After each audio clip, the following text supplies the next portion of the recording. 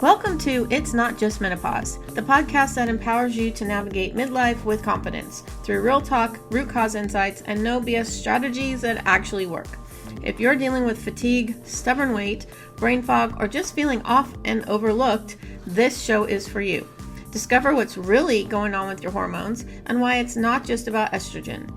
Each episode breaks down what your doctor didn't explain, the internet got wrong, and what your body's been trying to tell you all along. From stress and metabolism to nervous system support and functional nutrition, we'll cover the tools that help you feel more like yourself, again, without restrictive diets, overwhelming plans, or hormone hype. I'm your host, Cindi Stickle, functional nutrition practitioner and certified menopause specialist. I'm here to guide you through the midlife noise so you can stop guessing, get the clarity you deserve, and finally take back control of your health. If you've ever felt dismissed, overwhelmed, or like your body just isn't responding the way it used to, you're in the right place. Let's rewrite the menopause story without the fluff. Hey everybody, welcome back to another episode of It's Not Just Menopause. Today I want to talk about a morning that I will never forget. It was my 57th birthday. I was getting dressed and I caught myself in the mirror and I just felt defeated. My overall body, my belly, none of it looked the way I wanted it to. And here's what made it so frustrating. I had literally just gotten certified as a menopause specialist just a few months before. And I'd been tracking my macros off and on for over a year. And I knew the science and I knew what should work. And everyone I looked, at everywhere I looked, people were saying how easy it was to lose weight, by tracking macros. If you looked all over Instagram, social media. But for me, it was completely impossible. And I kept thinking, I know all the science, I have all the knowledge, so why the hell isn't this working for me? I mean, I already had 4 nutrition certifications and 2 in macro coaching. So, and that question, why the hell is this not working for me? And that frustration became the catalyst for everything that I do now. Because what I didn't know then was that I was missing the one thing that would make everything else actually work. So today I'm going to walk you through my, at that point, 10-month struggle, what I finally figured out. And here's the part that still gets me, what I should have done 15 years earlier in perimenopause that would have made all of this so much easier. Okay, so let me set the scene. By early 2025, I had been postmenopausal for about 5 years. And despite having 4 nutrition certifications, I was in the process of getting my functional nutrition one, so my 5th one. And I was certified over 2 years as a menopause specialist. I was slowly gaining weight and nothing seemed to stop it. And so I did what I thought was right? Back up a little, I had started strength training in January of 2024. I was doing 5 days a week. I was doing just upper body one day, lower body, core. I wasn't repeating the same exercises every day. But I was committed and I was just starting out. So I was using light weights. I even added bioidentical hormone replacement therapy in April. And I was still tracking my macros, right? Not just any, but the macros that are specifically targeted for menopause. Again, I am twice certified in macro nutrition because, I'm a nerd like that. But I also learned in my menopause training the macros that are better for menopause. And so I was doing everything by the book. Everything. And after 10 months of doing all the things, I had lost 7 pounds. 7. That was barely 0.7 of a pound a month. I was so frustrated. I was happy I'd lost the weight. But it was so frustrating. So between my Hashimoto's, because I have the multinodular goiter, and now being postmenopausal, my body just did not want to let go. Okay, so this is all in like 2024. And I started like spiraling.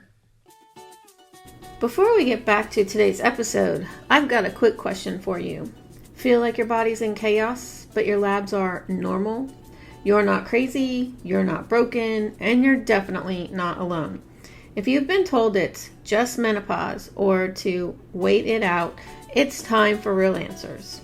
Take my free quiz, What's Really Driving Your Menopause Symptoms. In under 2 minutes, you'll uncover your top hidden stressor and get my free guide, The Menopause Stress Fix, sent straight to your inbox. Head to cindystickle.com/quiz or click the link in the show notes. If you're doing everything right, but still feel like a mess, this quiz is your next step. All right, let's get back to today's episode. I was like, what am I doing wrong? Why is this so hard for me when it seems so easy for everyone else? Is my body literally just broken? And here I have all the training, right? I know the things, I know the science. And then I started connecting the dots. I do a lot of research on this podcast, right? I mean, I'm reading studies. I have interviewed on my summit experts. I'm deep in the science. And I kept seeing the same things, a common theme pop up over and over and over. Fight or flight keeps the weight on. Cortisol overload blocks fat loss. And your nervous system has to feel safe before your body will let go of anything, but mostly the weight, right? And it finally clicked. My body wasn't broken. It wasn't resisting the work I was doing. It was just stuck in overdrive. It was too stressed to respond. See, here's what nobody tells you. Under eating, it stresses your body. I mean, I do tell you this, right? Blood sugar crashes, they stress your body. Fasting, oh my gosh, please don't fast if you're in menopause. For some women, most women in menopause, it stresses your body because your body doesn't know when it's getting food again, right? So I highly don't recommend it. And when your body thinks it's under threat, it holds on to everything, fat, water, inflammation, all of it. Because from your body's perspective, letting go of resources when you're in danger doesn't make sense. Remember, your body's job is to protect you from dying. So when it's in fight or flight, it thinks you're being chased by that lion from thousands of years ago when it's really just everyday stress. So it's holding on to everything. So no matter how perfect your macros are, no matter how hard I worked out, my body wasn't responding because my nervous system was screaming, we're not safe yet. So I started simple. Protein before coffee. That was the first shift because drinking coffee on an empty stomach spikes cortisol first thing in the morning. Your cortisol is already high in the morning, which it's supposed to be to wake you up. And then it's supposed to go down throughout the day, and then melatonin takes over at night. But for most menopausal women, the cortisol just stays high throughout the whole day. But if you add coffee on top of no food on your stomach, it's just going to spike the cortisol even more. And if you're already stressed, that's just pouring gasoline on the fire, right? So I started doing also some breathing exercises throughout the day, just 2 minutes here or there to calm my system. And I'm not talking sitting cross-legged and meditating for an hour, right? And trying to keep your mind focused on that. No, this is like if you're driving in your car and you're at a light and it's like anywhere from like 30 seconds to 2 minutes, you can sit there and do a breathing activity that literally starts to calm your nervous system right then and there. I teach this in my workshop. Okay. I also slowed down my workouts. So instead of 5 days of strength training, I cut it back to 3, and I added Pilates, and I still walk on my walking pad or my treadmill, but I do it at a slower pace instead of cranking the incline as high as it will go. Because again, when you work out, it stresses out your body, which is supposed to do, but when you're in menopause, that your body, it shifts it keeps that nervous system out of whack. And so any of the workout you're doing as in the stressed mode doesn't work. Like it's not helping you. So I just walk at a much slower pace. less than 2 miles an hour. And slowly, and I mean slowly, things started to shift. And not because I worked harder, right? Obviously, I told you I slowed things down. And not because I restricted more. No, you want to eat more to actually lose weight. But because I finally gave my nervous system permission to calm down. And then just this past January 2026, I made another decision. I started a Peptide, a GLP-1, as a multi-pronged functional approach to menopause. My body has been struggling with metabolic syndrome, metabolic mess for decades, for over 30 years. Between my gestational diabetes 28 and 30 years ago, and then Hashimoto's within a few years of my second child being born. So for 25 years now, I've had Hashimoto's. My body has just been in a metabolic mess. And so I started in January, and the first weekend in January, and within a week, I noticed that my blood glucose was dropping, because with having gestational diabetes, I was more prone to getting diabetes. So I noticed that, and in menopause, your insulin resistance goes up. So I was noticing that my A1C was kind of going higher. My fasting blood sugar, when I do the finger prick test, because I have one of those too, was going higher. So I got myself a CGM, a continuous glucose monitor. You can get one without a prescription. Reach out to me and I can tell you how. And I wore that so I can see it. And I noticed within a week of starting the GLP-1 peptide, my glucose was starting to drop. And I was slowly starting to lose a little bit of weight. And within 3 weeks, I lost 6 pounds. And as of today, I'm just gave myself the injection this morning, starting my 7th week. In 6 weeks, I've lost 9.5 pounds. And for me, that's really good, because my body likes to hold on to that extra fat. But I was happy that my body was finally responding. And not because I pushed harder, like I said, but I addressed the root cause and gave my body the support it actually needed. So I'm still making sure I eat the protein and tracking my macros off and on, exercising, strength training, walking, Pilates, and now with another tool, the GLP-1. So because my body, the metabolicness of my body was just a hot mess. And so here's where the story gets even more important, because as I was going through all of this, I had this realization that honestly, it still stings a little bit. If I had started strength training 15 years earlier, back in perimenopause, this wouldn't be nearly as hard. And I thought I'd missed my window, right? So you need to understand that perimenopause is when your estrogen starts to decline. And the estrogen, it's protective, and you don't realize how protective it is till you don't have any more. And it supports your bones, your muscles, your metabolism, your mood. And when estrogen drops, you start losing muscle mass faster, and your metabolism slows down, and your body composition will shift. And so here's the thing, though. If you build muscle and metabolic strength during perimenopause, you're setting yourself up for a much easier transition into menopause. But I didn't do that. I had such mild symptoms in perimenopause, a little brain fog here or there, a few little mood swings, but nothing that felt like something was going on, right? And oh my gosh, the hot flashes. I live in Texas, and I just thought, oh, good. I would just start sweating. And I was like, oh, the stupid Texas summers, right? That's what I thought it was. But it wasn't until just recently that I realized that I was going through the perimenopause at the time and didn't realize it. And plus, back 15 years ago, you're talking around, 2010, it wasn't talked about as much as it is now. And so I did like what a lot of other women do. I just dismissed it because I didn't realize that, like I said, I was going through that. And I thought, this is fine. I'm fine. I'll deal with it later, or not even realizing that I needed to deal with it, right? So, and by the time I hit postmenopause, right, my body was already behind. So now I was trying to rebuild what I should have already been maintaining.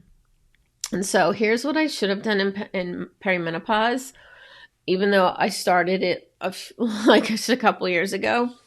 You should start strength training earlier, and not heavy cardio, but actually lifting weights to build and preserve your muscle. Prioritize protein to support your muscle, blood sugar, and hormones. And actually, when you're building muscle will burn fat even when you're sleeping. So we want more muscle. Regulating my nervous system. It's still not talked about a lot. A lot of people think it's all woo. I'm not woo. I'm the scientific side of nervous system. And instead of pushing through exhaustion and stress like it's a badge of honor, that's what we need to stop doing to help our nervous system. And I should have paid attention to my sleep, because sleep is when your body repairs and regulates. And I really thought I was sleeping okay back then. So I also...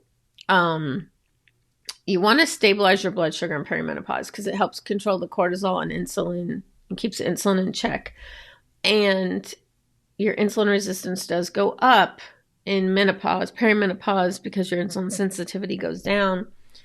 So just keeping an eye on that is super important, which I already kind of was anyway, because I was more prone to getting diabetes from the gestational diabetes, but I really didn't take it serious enough.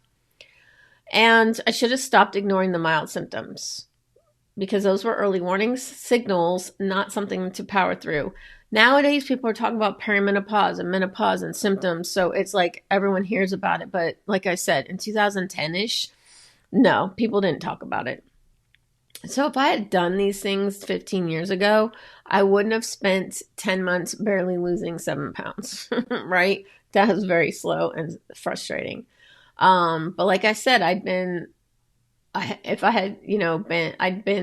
metabolically strong going into menopause, then that would have been the difference, but I wasn't. My metabolism and my metabolic health was just crap at that point. And so why am I telling you all this? It's because even I, with all my certifications, 10, I have health coach, life coach. I have a transformational health coach one, and I have a mastery level health coach one. Then I have my 4 nutrition ones, plus my functional nutrition and my menopause one. So, I have a lot of knowledge, more so than my master's degree. Okay. But even I, with all of that, dismissed my perimenopause symptoms and waited too long. And so how many other women are doing the exact same thing? How many of you out there are not thinking that it's a symptom that you need to pay attention to? And so how many of you are sitting there right now thinking, I'm fine, this is just a phase, I'll deal with it later? No, don't be like me. And by the time you realize it's not just a phase, you're already fighting an uphill battle. And that realization reshaped not just my health, but my entire business. I knew I had to dedicate myself to help women in perimenopause and postmenopause, menopause, get the real answers they deserve, because it's harder than it needs to be. Okay? Before it's harder than it needs to be. Because it's not hard, but I've already paved that pathway, and I can show you how it works. But because here's the truth. You don't have to wait until you're desperate. You don't have to dismiss your symptoms. You don't have to power through exhaustion and hope it gets better. You can start now. You can regulate your nervous system, build metabolic health, and support your hormones before everything feels impossible. So this is dropping right after the workshop that I taught, and I'll be teaching it again in a few months. But it's called It's Not Just Hormones, Why Nothing's Working in Perimenopause. And in that workshop, I walked you through why your nervous system is the missing piece and how to regulate it, what's really causing your weight gain, exhaustion, and brain fog, the exact framework I use with clients to help them feel like themselves again. And reach out to me if you want to get on the wait list for the next one. And if you're sitting there thinking, okay, Cindi, I get it, but where do I start? That's exactly what the workshop is for. Because as you know, your body's not failing. It's not broken. It is just overwhelmed. And when you address the root cause, when you calm your nervous system first, everything else starts to fall in place. Okay? So that's really what I wanted to talk to you about today. Please share this if another woman needs to hear it. And if you want even more support, join me in my Menopause Reimagined collective. It is a group program, a 12-week group program that we're starting March 10th, and we're going deep into this exact work. And it's at the beta pricing right now, so it's never going to be this cheap. So, again, if you know someone that needs to hear this, please share it, and I will be in your headphones next week. Thank you for tuning into It's Not Just Menopause. I hope today's episode gave you real clarity about what's actually going on in your body and reminded you that it's not just your hormones and it's definitely not your fault. If you found value in this conversation, make sure to follow the show so you never miss an episode. You can also connect with me on Instagram at Cindi Stickle Nutrition or head to cindystickle.com for more resources and personalized support on your menopause and midlife health journey.